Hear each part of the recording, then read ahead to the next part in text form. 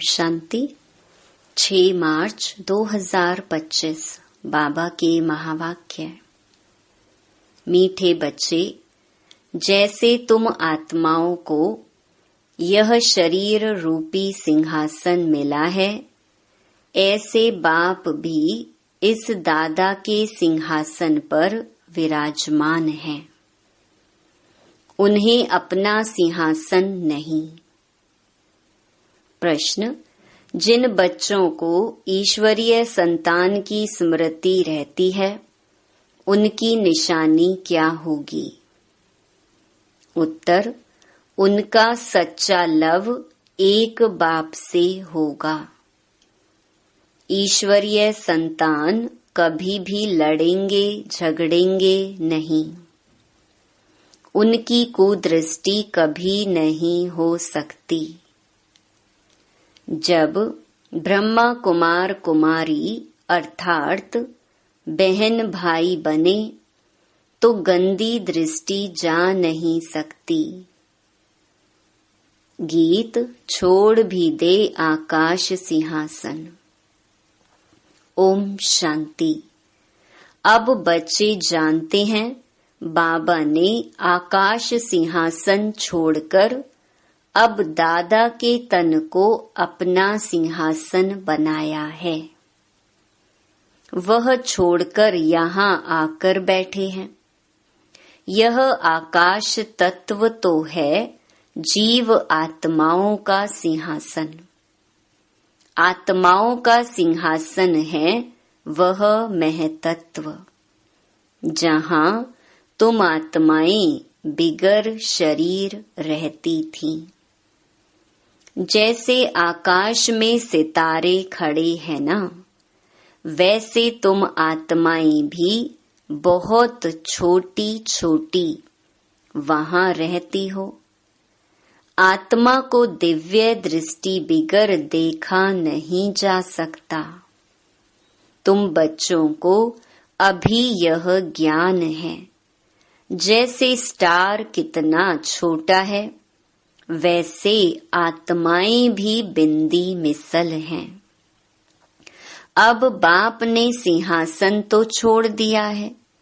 बाप कहते हैं, तुम आत्माएं भी सिंहासन छोड़कर यहाँ इस शरीर को अपना सिंहासन बनाती हो। मुझे भी जरूर शरीर चाहिए। मुझे बुलाते ही हैं पुरानी दुनिया में। गीत है ना, दूर देश का रहने वाला। तुम आत्माएं जहाँ रहती हो, वह है तुम आत्माओं और बाबा का देश। फिर तुम स्वर्ग में जाते हो, जिसकी बाबा स्थापना कराते हैं। बाप खुद उस स्वर्ग में नहीं आते। खुद तो वाणी से परे वानप्रस्थ में जाकर रहते हैं। स्वर्ग में उनकी दरकार नहीं। वह तो दुख सुख से न्यारे है ना। तुम तो सुख में आते हो तो दुख में भी आते हो। अभी तुम जानते हो, हम ब्रह्मा कुमार कुमारियां बहन भाई हैं। एक दो में कुदृष्टि का ख्याल भी नहीं आना चाहिए। यहाँ तो तुम बाप के सम्मुख बैठे हो। आपस में बहन भाई हो। पवित्र रहने की युक्ति देखो कैसी है। यह बातें कोई शास्त्रों में नहीं है। सभी का बाबा एक है, तो सभी बच्चे हो गए ना। बच्चों को आपस में लड़ना झगड़ना भी नहीं चाहिए। इस समय तुम जानते हो, हम ईश्वरीय संतान हैं। पहले आसुरी संतान थे, फिर अब संगम पर ईश्वरीय संतान बने हैं। फिर सतयुग में दैवी संतान होंगे। यह चक्कर का बच्चों को मालूम पड़ा है। तुम ब्रह्मा कुमार कुमारियां हो, फिर कभी कुदृष्टि जाएगी नहीं। सतयुग में कुदृष्टि होती नहीं। कुदृष्टि रावण राज्य में होती है, तुम बच्चों को सिवाय एक बाप के और कोई की याद नहीं रहनी चाहिए। सबसे जास्ती एक बाप से लव हो जाए। मेरा तो एक शिव बाबा, दूसरा ना कोई। बाप कहते हैं, बच्चे अभी तुमको शिवालय में चलना है। शिव बाबा स्वर्ग की स्थापना कर रहे हैं। आधा कल्प रावण राज्य चला है, जिससे दुर्गति को पाया है। रावण क्या है, उसको जलाते क्यों हैं, यह भी कोई नहीं जानते। शिव बाबा को भी नहीं जानते। जैसे देवियों को सजा करके पूजा करके डुबोते हैं, शिव बाबा का भी मिट्टी का लिंग बनाए पूजा आदि कर फिर मिट्टी मिट्टी में मिला देते हैं। वैसे रावण को भी बनाकर फिर जला देते हैं। समझते कुछ भी नहीं। कहते भी हैं अभी रावण राज्य है, राम राज्य स्थापन होना है। गांधी भी राम राज्य चाहते थे, तो इसका मतलब रावण राज्य है ना। जो बच्चे इस रावण राज्य में काम चिता पर बैठ जल गए थे, बाप आकर फिर से उन पर ज्ञान वर्षा करते हैं, सबका कल्याण करते हैं। जैसे सूखी जमीन पर बरसात पड़ने से घास निकल आता है ना, तुम्हारे पर भी ज्ञान की वर्षा न होने से कितने कंगाल बन गए थे। अभी फिर ज्ञान वर्षा होती है, जिससे तुम विश्व के मालिक बन जाएंगे। भल तुम बच्चे गृहस्थ व्यवहार में रहते हो, परंतु अंदर में बहुत खुशी रहनी चाहिए। जैसे कोई गरीब के बच्चे पढ़ते हैं तो पढ़ाई से बैरिस्टर आदि बन जाते हैं। वो भी बड़ों बड़ों के साथ बैठते हैं, खाते पीते हैं। भीलने की बात भी शास्त्रों में है ना। तुम बच्चे जानते हो, जिन्होंने सबसे जास्ती भक्ति की है वही सबसे जास्ती ज्ञान आकर लेंगे। सबसे जास्ती शुरू से लेकर तो हमने भक्ति की है। फिर हमको ही बाबा स्वर्ग में पहले पहले भेज देते हैं। यह है ज्ञान युक्त यथार्थ बात। बरोबर हम ही सो पूज्य थे, फिर सो पुजारी बनते हैं। नीचे उतरते जाते हैं। बच्चों को सारा ज्ञान समझाया जाता है। इस समय यह सारी दुनिया नास्तिक है, बाप को नहीं जानते, नेति नेति कह देते हैं। आगे चलकर यह सन्यासी आदि सब आकर आस्तिक जरूर बनेंगे। कोई एक सन्यासी आ जाए तो भी उन पर सभी विश्वास थोड़े ही करेंगे। कहेंगे इन पर बीके ने जादू लगाया है। उनके चेले को गद्दी पर बिठाए उनको उड़ा देंगे। ऐसे बहुत सन्यासी तुम्हारे पास आए हैं, फिर गुम हो जाते हैं। यह है बड़ा वंडरफुल ड्रामा। अभी तुम बच्चे आदि से लेकर अंत तक सब जानते हो। तुम्हारे में भी नंबरवार पुरुषार्थ अनुसार धारण कर सकते हैं। बाप के पास सारा ज्ञान है, तुम्हारे पास भी होना चाहिए। दिन प्रतिदिन कितने सेंटर्स खुलते रहते हैं। बच्चों को बहुत रहमदिल बनना है।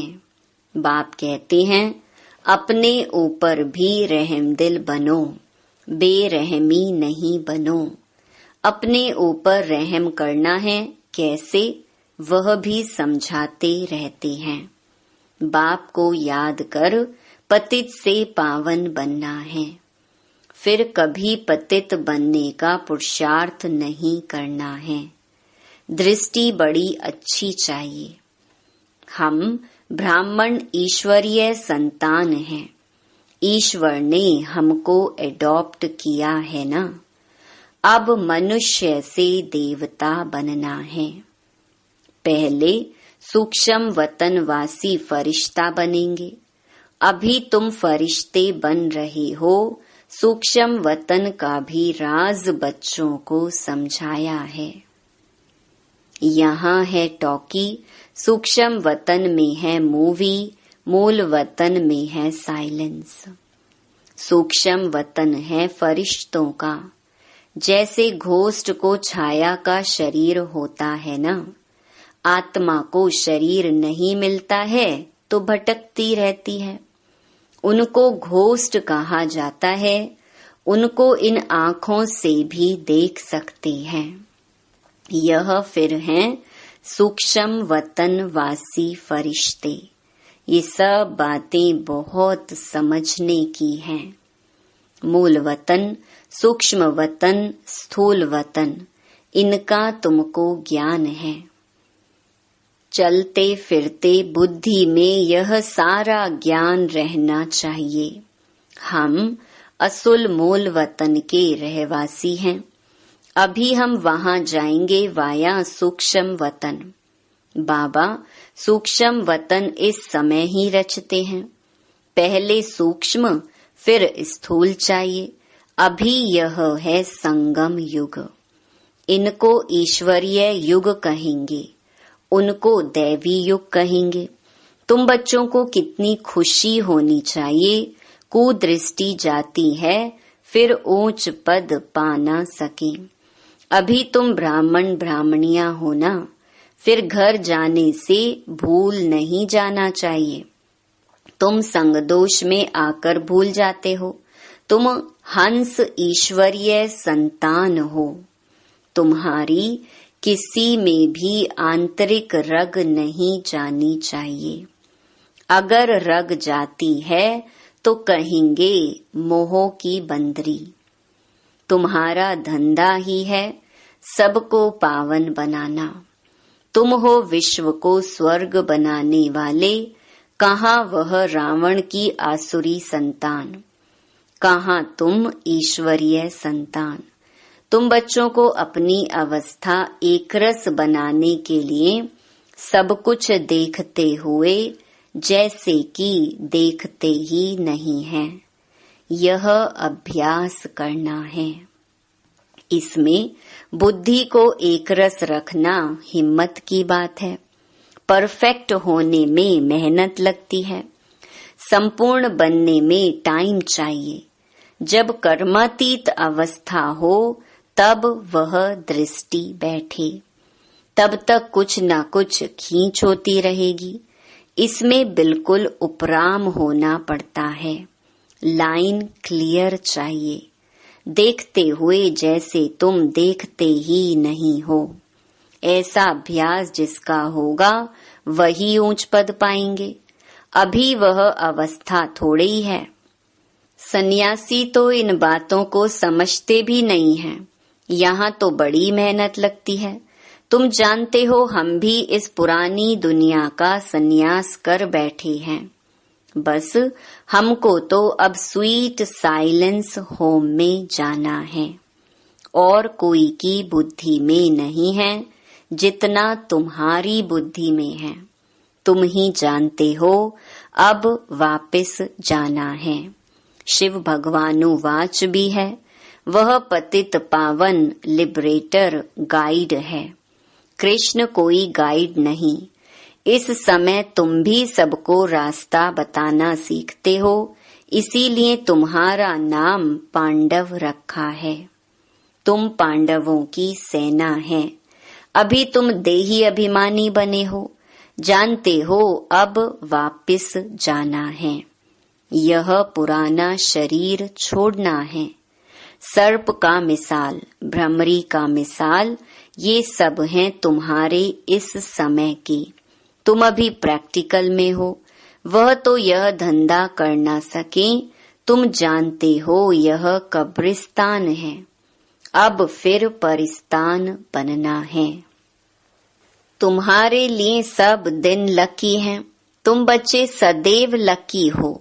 गुरुवार के दिन बच्चों को स्कूल में बिठाते हैं। यह रस्म चली आती है, तुमको अभी वृक्षपति पढ़ाते हैं। यह बृहस्पति की दशा तुम्हारी जन्म जन्मांतर चलती है। यह है बेहद की दशा। भक्ति मार्ग में हद की दशाएं चलती हैं, अभी है बेहद की दशा। तो पूरी रीति मेहनत करनी चाहिए।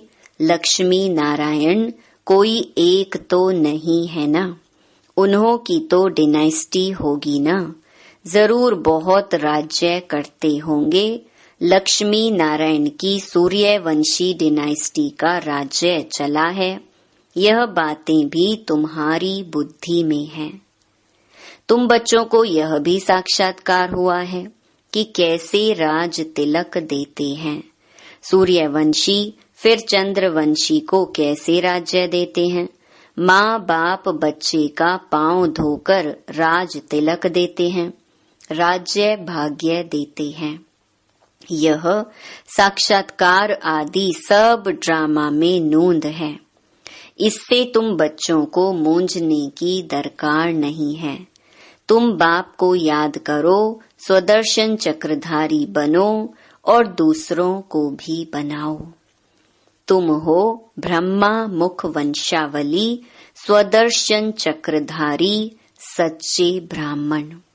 शास्त्रों में स्वदर्शन चक्र से कितनी हिंसाएं दिखाई हैं।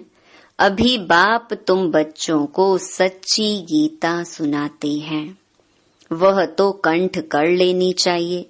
कितना सहज है, तुम्हारा सारा कनेक्शन है ही गीता के साथ। गीता में ज्ञान भी है तो योग भी है। तुमको भी एक ही किताब बनाना चाहिए। योग का किताब अलग क्यों बनाना चाहिए? परंतु आजकल योग का बहुत नामाचार है, इसीलिए नाम रखते हैं ताकि मनुष्य आकर समझें। आखरीन यह भी समझेंगे कि योग एक बाप से लगाना है। जो सुनेंगे वह फिर अपने धर्म में आकर ऊंच पद पाएंगे। अच्छा, मीठे मीठे सिकिलधे बच्चों प्रति मात पिता बाप दादा का याद प्यार और गुड मॉर्निंग। रूहानी बाप की रूहानी बच्चों को नमस्ते। धारणा के लिए मुख्य सार।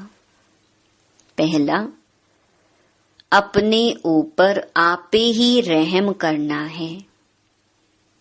अपनी दृष्टि बहुत अच्छी पवित्र रखनी है। ईश्वर ने मनुष्य से देवता बनाने के लिए एडॉप्ट किया है, इसीलिए पतित बनने का कभी ख्याल भी न आए। दूसरा, संपूर्ण कर्मातीत अवस्था को प्राप्त करने के लिए सदा उपराम रहने का अभ्यास करना है। इस दुनिया में सब कुछ देखते हुए भी नहीं देखना है। इसी अभ्यास से अवस्था एक रस बनानी है। वरदान, हर कदम में पद्मों की कमाई जमा करने वाले, सर्व खजानों से संपन्न व तृप्त आत्मा भव। जो बच्चे बाप की याद में रहकर हर कदम उठाते हैं, वह कदम कदम में पद्मों की कमाई जमा करते हैं। इस संगम पर ही पद्मों के कमाई की खान मिलती है। संगम युग है जमा करने का युग। अभी जितना जमा करना चाहो उतना कर सकते हो। एक कदम अर्थात एक सेकंड भी बिना जमा के ना जाए, अर्थात व्यर्थ ना हो। सदा भंडारा भरपूर हो। अप्राप्त नहीं कोई वस्तु, ऐसे संस्कार हो। जब अभी ऐसी तृप्त व संपन्न आत्मा बनेंगे तब भविष्य में अखुट खजानों के मालिक होंगे। स्लोगन, कोई भी बात में अपसेट होने के बजाय नॉलेजफुल की सीट पर सेट रहो। मातेश्वरी जी के अनमोल महावाक्य। आधा कल्प ज्ञान ब्रह्मा का दिन और आधा कल्प भक्ति मार्ग ब्रह्मा की रात। आधा कल्प है ब्रह्मा का दिन, आधा कल्प है ब्रह्मा की रात। अब रात पूरी हो सवेरा आना है। अब परमात्मा आकर अंधियारे की अंत कर सोझरे की आदि करता है। ज्ञान से है रोशनी, भक्ति से है अंधियारा। गीत में भी कहते हैं, इस पाप की दुनिया से दूर कहीं ले चल, चित चैन जहां पावे। यह है बेचैन दुनिया जहां चैन नहीं है। मुक्ति में ना है चैन ना है बेचैन। सतयुग त्रेता है चैन की दुनिया, जिस सुख धाम को सभी याद करते हैं। तो अब तुम चैन की दुनिया में चल रहे हो, वहां कोई अपवित्र आत्मा जा नहीं सकती। वह अंत में धर्मराज के डंडे खाए कर्म बंधन से मुक्त हो शुद्ध संस्कार ले जाते हैं, क्योंकि वहां न अशुद्ध संस्कार होते न पाप होता है। जब आत्मा अपने असली बाप को भूल जाती है तो यह भूल भुलैया का अनादि खेल हार जीत का बना हुआ है। इसीलिए अपन इस सर्वशक्तिवान परमात्मा द्वारा शक्ति ले विकारों के ऊपर विजय पहन 21 जन्मों के लिए राज्य भाग्य ले रहे हैं। अच्छा, ओम शांति।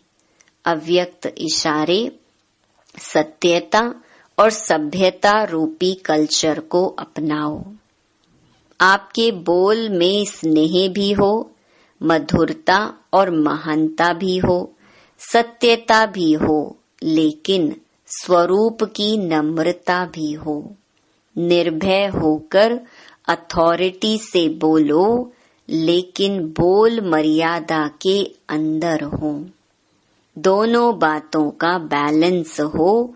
जहाँ बैलेंस होता है वहाँ कमाल दिखाई देती है, और वह शब्द कड़े नहीं मीठे लगते हैं। तो अथॉरिटी और नम्रता दोनों के बैलेंस की कमाल दिखाओ। यही है बाप की प्रत्यक्षता का साधन।